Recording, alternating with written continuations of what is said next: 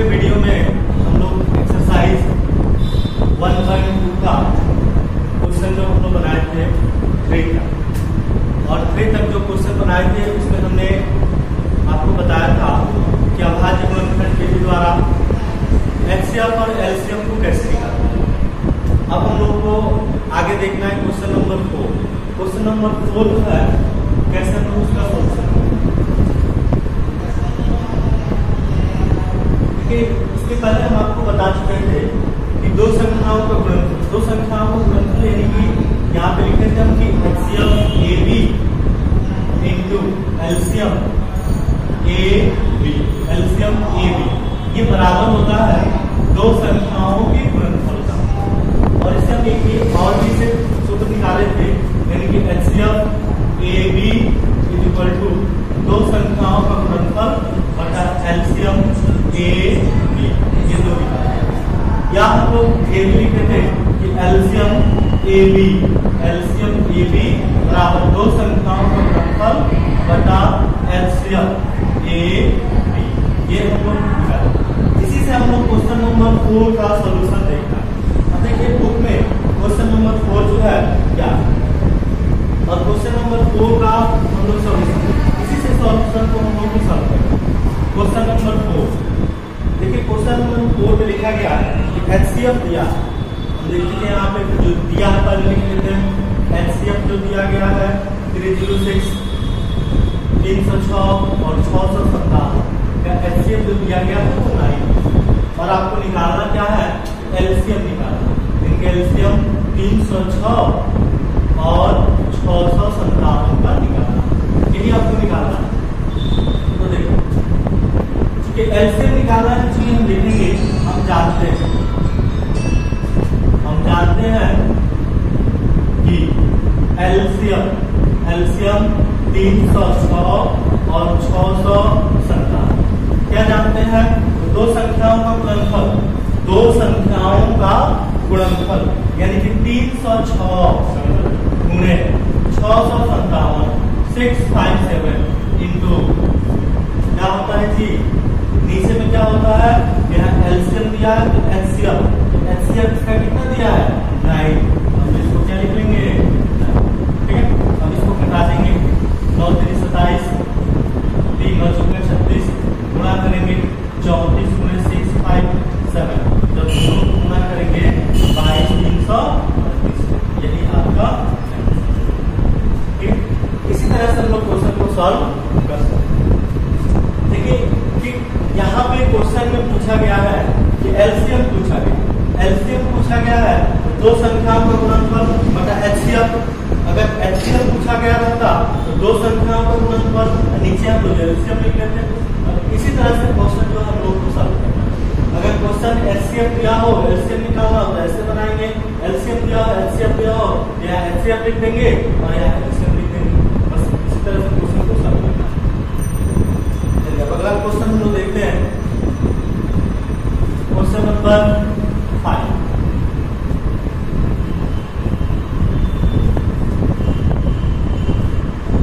Question number जो है 5 का सॉल्यूशन देखते हैं। क्वेश्चन नंबर 5 जो है हम लोग कैसे बनाएंगे, क्वेश्चन नंबर 5 लिखा गया है कि जांच करें कि किसी प्राकृतिक संख्या n के लिए संख्या 6 का पावर n अंक 0 पर समाप्त हो सकता है। तो सबसे पहले हम क्या करेंगे, नोट में थोड़ा सा आपको लिखवा देते हैं नोट में, और नोट में क्या लिखेंगे हम लोग, थोड़ा सा इसे क्या लिखेंगे नोट में, किसी भी ध्यान देखेंगे, किसी भी संख्या का इकाई स्थान का अंक 0 पर, इकाई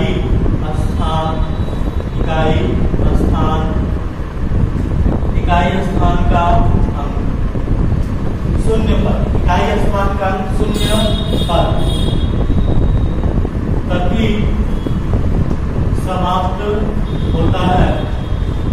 तभी समाप्त होता है, यानी किसी भी संख्या का इकाई स्थान का अंक 0 पर तभी समाप्त होता है जब उसका गुणनखंड उसका गुणनखंड 2 और 5 दोनों बस याद, यही चीज आपको याद दोनों होना चाहिए, यानी कि सिर्फ 2 हो, यानी कि सिर्फ 5 हो, दोनों होना चाहिए, उसका गुणनखंड जो है दोनों होना चाहिए। जैसे मान लीजिए अगर एग्जाम्पल में अगर हम क्वेश्चन कहें, जैसे अगर आपसे क्वेश्चन कहा जाए कि 6 का पावर n, क्या ये स्थान का अंक शून्य होगा? क्योंकि 6 का फैक्टर आप देखेंगे, 6 का फैक्टर करेंगे 2 में 3 n, यही होगा। तो देखिए यहाँ पे 2 और 5 दोनों नहीं है, या तो 2 है और 2 के अलावा 3 आ रहा है, तो दोनों होना चाहिए, या तो 2 भी होना चाहिए और 5 दोनों होगा, तभी का ये स्थान का अंक क्या होगा? शून्य होगा। ठीक है, जैसे मान लीजिए अगर क्वेश्चन में अगर कहा जाए 10 का पावर n, 10 का फैक्टर करेंगे 2 गुणे 5 का पावर कितना है? देखिएगा ये स्थान का अंक शून्य होगा, क्योंकि 2 और क्या है? 5 है।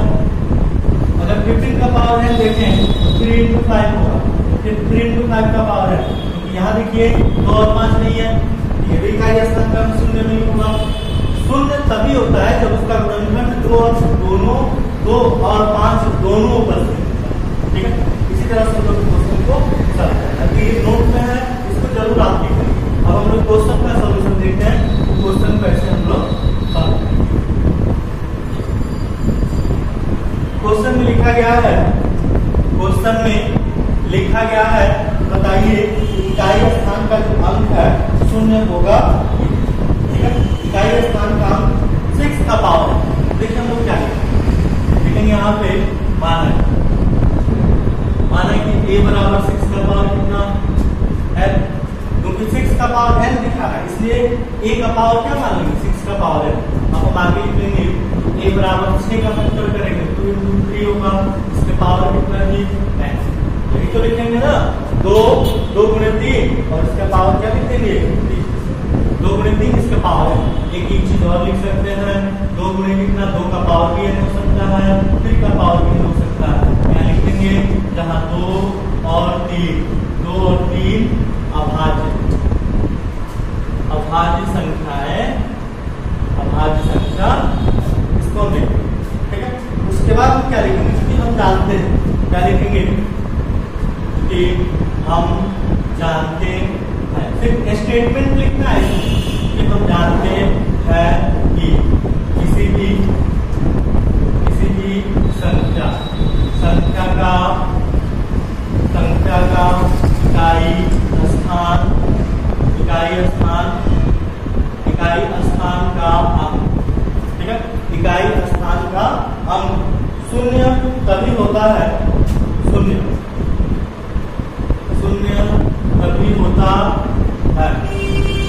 तभी होता है जब क्या होता है? जब उसके, यानी कि जब 2 और 5 के धनात्मक इसके गुणनखंड हो, जब या लिख सकते हैं जब a का गुणनखंड, अब a क्या है जी? तो 6, a का गुणनखंड 2 और 5। अब आप देखें a का जो गुणनखंड है 2 और 5 नहीं है, सिर्फ 2 है, दोनों होना चाहिए, इसलिए हम कह सकते हैं, बताओ हम तो लिखेंगे कि a इक्वल टू 2 का पावर n इंटू 3 का पावर क्या है? n। ठीक है, 2 का पावर क्या लिखेंगे? n लिखेंगे और 3 का पावर n लिखेंगे, यह गुणनखंड लिखेंगे, यह गुणनखंड अद्वितीय है, यह गुणनखंड जो है अद्वितीय है। यानी कि कह सकते हैं कि a बराबर इतना का पावर है, इतना का पावर है, यह गुणनखंड अद्वितीय है। यानी अद्वितीय करने का मतलब होता है कि इसके अलावा इसका गुणनखंड इसके अलावा कोई दूसरा नहीं होगा। जब नहीं होगा तो हम कह सकते हैं इसके अलावा कोई दूसरा गुणनखंड नहीं होगा। यह लिख सकते हैं इसके अलावा कोई दूसरा गुणनखंड नहीं होगा, ठीक है। अतः लिख देंगे 6 का पावर n का इकाई स्थान का अंक 0 पर समाप्त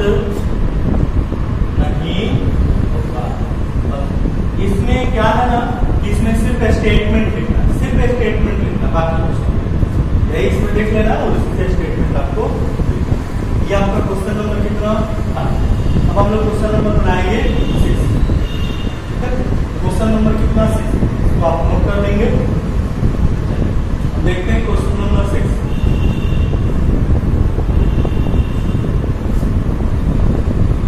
देखिए, यदि आपको कोई भी वीडियो अगर कोई क्वेश्चन को समझ में नहीं आता है तो आप उस क्वेश्चन को दोबारा जरूर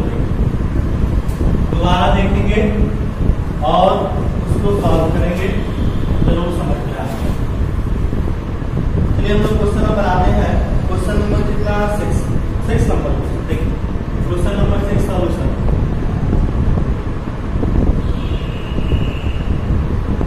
नंबर क्वेश्चन देखिए हम लोग कैसे बनाते हैं। लिखा गया है कि व्याख्या करना है, तो देखिए हम लोग इसमें क्या लिखेंगे। माना कि a बराबर, देखिए a को क्या मतलब है 7 × 11 × 13 प्लस 13। ठीक है, देखिए इसको हम लोग क्या लिखेंगे, यहाँ लिखेंगे a बराबर, ये दोनों में देखिए क्या कॉमन है, 13 कॉमन है, तो 13 को और क्या लगेंगे कॉमन। ठीक है, अब ध्यान से देखिएगा बोर्ड पर ध्यान से।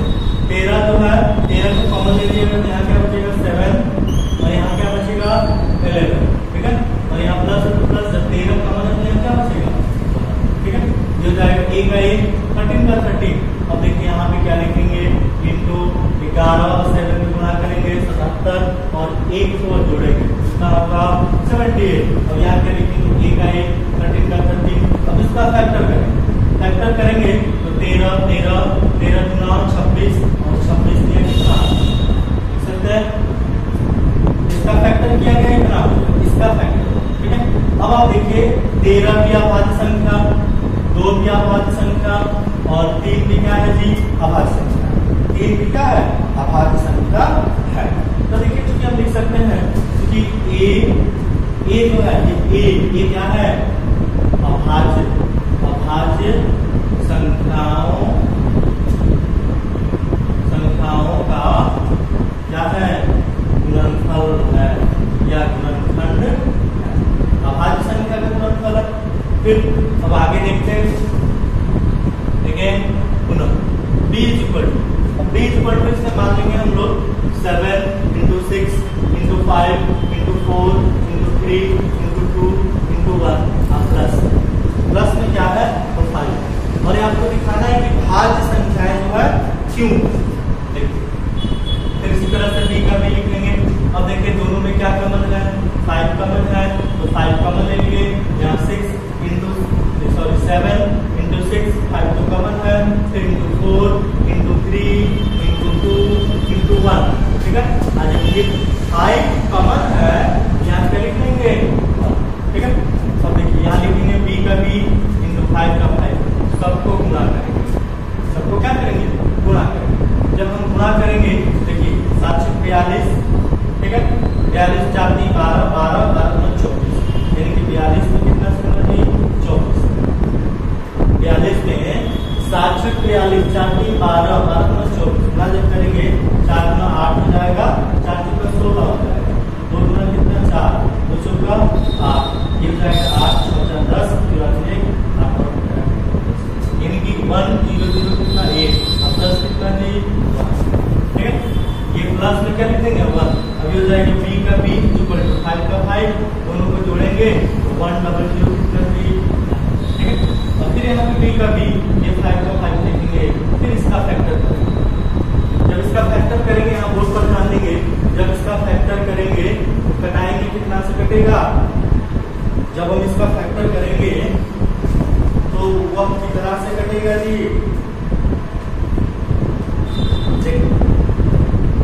जब हम इसको भाग देंगे तो पहले 7 से कटा देते हैं।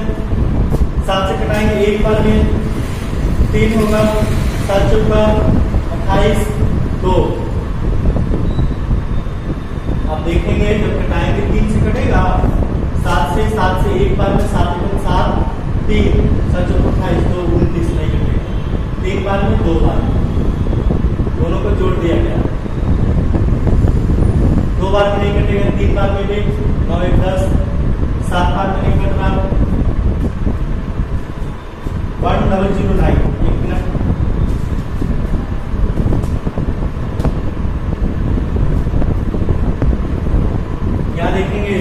गुणा किए हैं, इसको गुणा, ये गुणा देखते हैं सही है कि नहीं।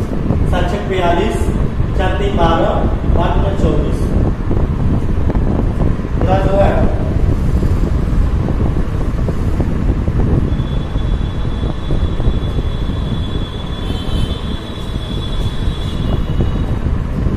यहाँ देखेंगे। पहले हम लोग देख लेते हैं इसमें 5 का 5, 7 का 6, फिर हो जाएगा 4, फिर 3, 2, ये 1, गुणा होगा 2 3 6 6 का 24, 24 हो जाएगा।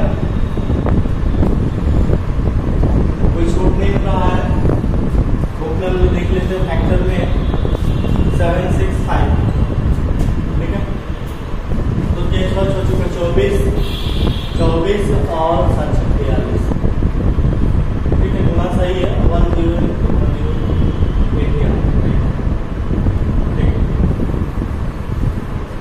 अब यहाँ देखना ये भी है कि हमको लगता है कि ये भी जो है आप देखेंगे कटा के, ये भी जो है एक प्राइम नंबर, ये भी किसी से कटेगा नहीं कटेगा। तो देखिए क्योंकि हम यहाँ लिख सकते हैं कि b अभाज्य संख्याओं का गुणनखंड, ठीक है। अब देखिए यहाँ पे ये a भी अभाज्य संख्याओं का गुणनखंड है, b भी अभाज्य संख्याओं का गुणनखंड है, इसलिए कह सकते हैं, इसलिए a और b भाज्य संख्या, बस क्योंकि दोनों अभाज्य संख्याओं का गुणनफल है इसलिए क्या होगा, भाज्य संख्या। ये हो गया आपका क्वेश्चन नंबर कितना 6, इसको आप नोट कर लेंगे। अब हम लोग क्वेश्चन नंबर 7,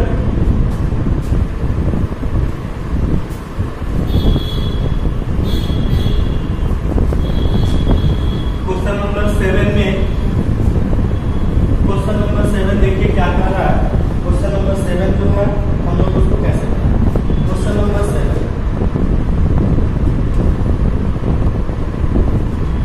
देखिए, क्वेश्चन में कह रहा है कि किसी खेल के मैदान में चारों ओर एक वृत्ताकार पथ है, इस मैदान का एक चक्कर लगाने में सोनिया को 18 मिनट लगते हैं। पहले हम लोग लिख लेते हैं यहाँ पे, क्या लिखेंगे, सोनिया के द्वारा एक चक्कर, एक खेल का मैदान, एक चक्कर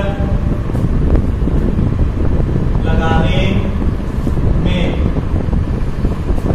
समय, एक चक्कर लगाने में कितने समय लगते हैं जी, 18 मिनट, एक खेल के मैदान में।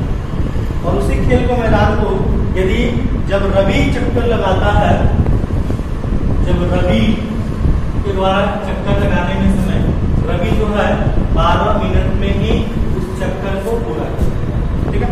अब क्वेश्चन कर रहा है कि मान लीजिए कि वे दोनों एक ही स्थान से एक ही समय पर चलना प्रारंभ करके एक ही दिशा में चलते हैं, तो कितने समय बाद वह पुनः प्रारंभिक स्थान पर पहुंचेंगे।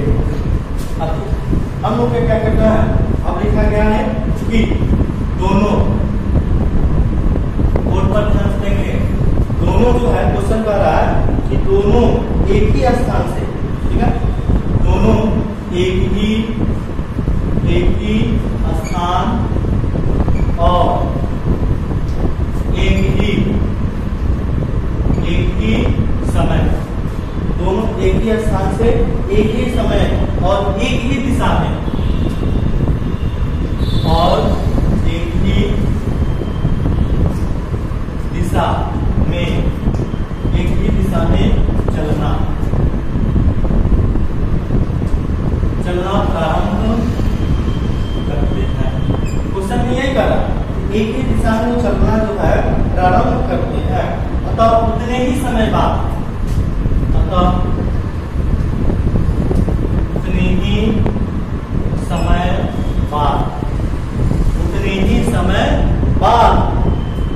उतने ही समय बाद मिलेंगे, उतने ही समय बाद क्या करेंगे, मिलेंगे।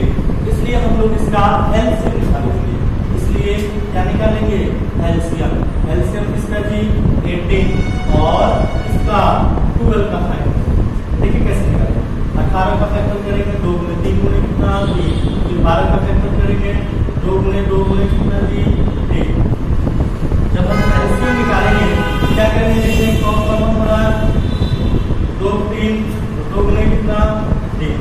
वाले कॉमन है, कॉमन कॉमन में 3 कॉमन में 2 कॉमन, या 3 को भी लिख देंगे 2 को भी, तो 3 6 7 18 18 कितना, तो दोनों जो है एक ही समय में कितने मिनट बाद मिलेंगे, 36 मिनट बाद।